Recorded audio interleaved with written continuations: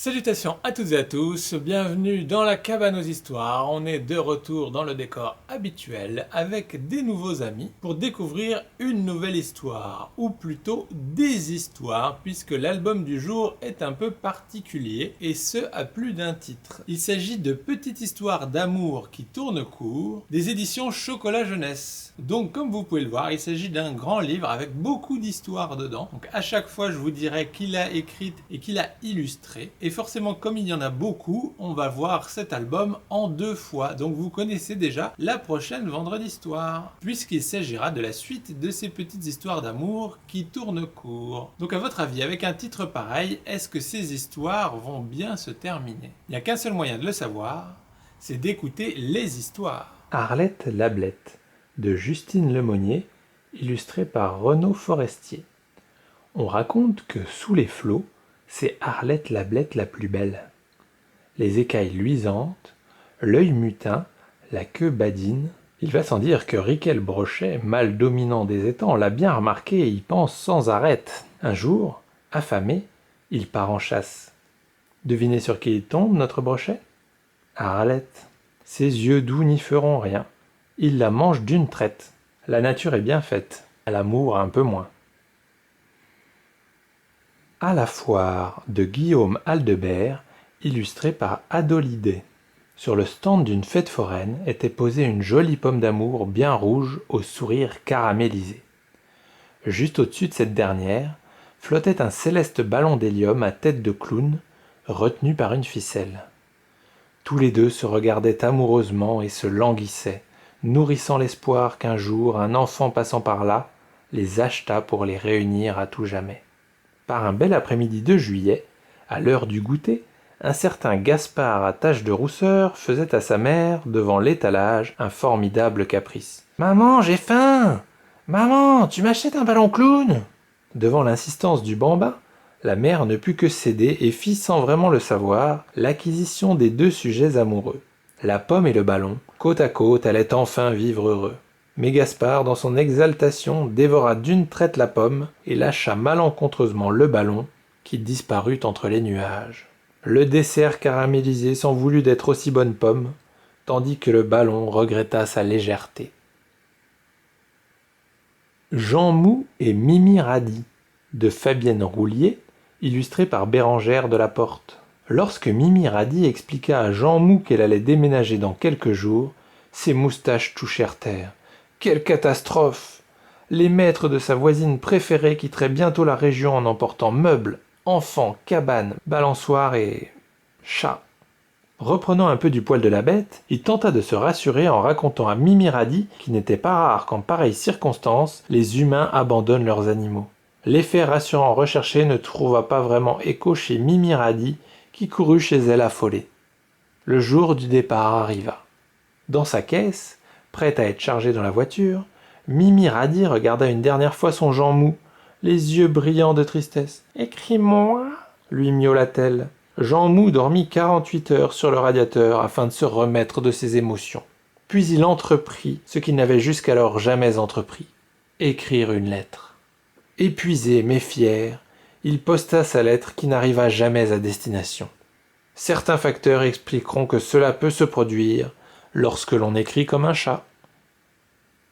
Amour de toujours, de Myriam Baudic, illustré par Clément Lefebvre. Crapaudine, sorcière de son état depuis des siècles en tapinois, se meurt d'amour pour Vaillandor, prince loyal, noble et valeureux. A-t-on jamais vu cela?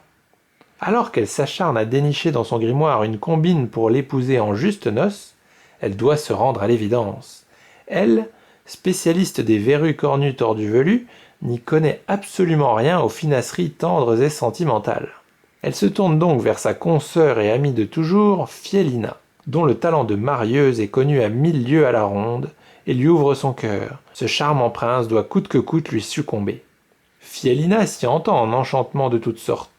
Elle lui concocte un savant mélange, sort potion double effet, un vrai conte de fées. N'écoutant que son impatience, Crapaudine se jette sur le flacon. « Hé hé hé hé, j'ai vidé la bouteille, mariée dans l'année !» glousse-t-elle, déguerpissant vers le lointain château où, au même instant, le prince se sent faiblard, irascible et teigneux.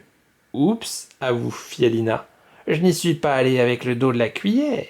Encore une qui m'a cru assez stupide pour risquer de perdre le seul amour de ma vie. Dès que j'aurai trouvé la composition exacte du parfait élixir, Vaillant d'or m'appartiendra. S'il doit en aimer une, ce sera moi. En attendant, je les ai quand même unis. J'ai bien le droit de m'amuser avec mes amis. Bah, ils vivront peureux et auront beaucoup d'ennuis. Lucien est un vampire, de Mathieu Sabarly, illustré par Glenn Chaperon. Lucien est un vampire.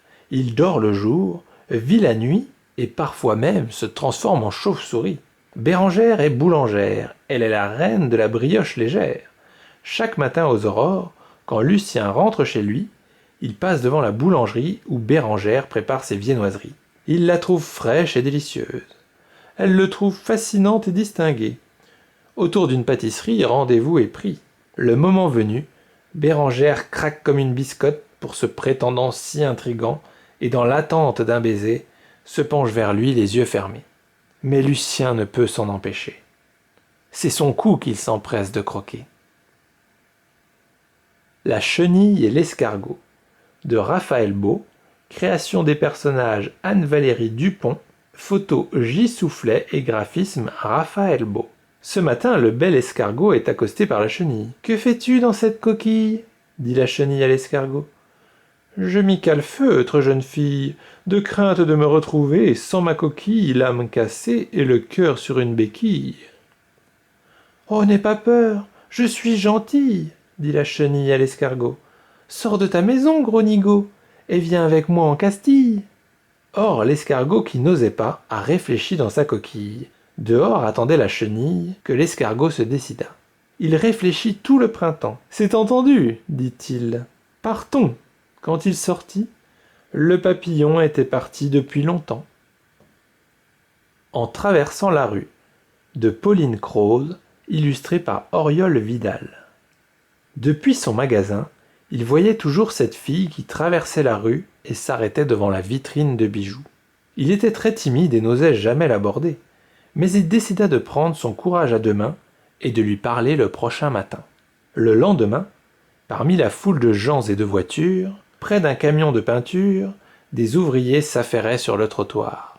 Il attendit et attendit, mais jamais il ne vit la jeune fille. Le passage piéton avait été effacé et repeint 100 mètres plus loin. Amoureux minéraux, de Françoise Bob, illustré par Mayalène Goust. Il était une fois deux beaux cailloux, l'un blanc et noir, l'autre noir et blanc. Ils habitaient la montagne, dans l'eau claire, tout en haut d'une rivière. Au fil de l'eau, au fil du temps, dans leur cœur de pierre, quelque chose grandissait de jour en jour. Un matin de printemps, la petite rivière gonflée par la fonte des neiges se mit à descendre en cascade entre les alpages. Animés par le courant, les deux cailloux ont profité du voyage, heureux d'aller découvrir le monde en contrebas. Dans un roulis joyeux, ils allèrent d'une rive à l'autre, jusqu'à ce qu'un morceau de roche dans une courbe arrête leur course. Ils se réjouissaient de couler des jours heureux dans cet endroit enchanteur entre ombre et lumière. Ils écoutaient les bruits nouveaux, le son des clarines d'un troupeau paisible, les rires et les voix des promeneurs, mais jamais ils n'avaient vu autant de visages se pencher sur le rivage. Un jour, une main saisit le caillou noir et blanc. Cette main le tourna, le retourna, l'examina. Quelqu'un poussa des « ouah » d'admiration et annonça que celui-là trônerait dans sa collection. Et le caillou noir et blanc disparut tout de go dans un sac. Au fond de l'eau, le caillou blanc et noir attendait que cette même main plonge de nouveau pour le saisir. Il attendait qu'elle le tourne, le retourne, l'examine et le pose à côté de son homonyme noir et blanc. Mais bientôt, plus de bruit. Les promeneurs avec lui étaient partis. Dans son désespoir, le minéral amer versa des ruisseaux de sanglots.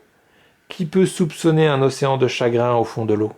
Avant même d'atteindre l'écrin de la collection, le caillou noir et blanc devint terne et sans éclat. Ses belles couleurs irisées ont vite pâli, de sécheresse, de tristesse. Qui peut deviner l'immense peine des minéraux qui s'aiment?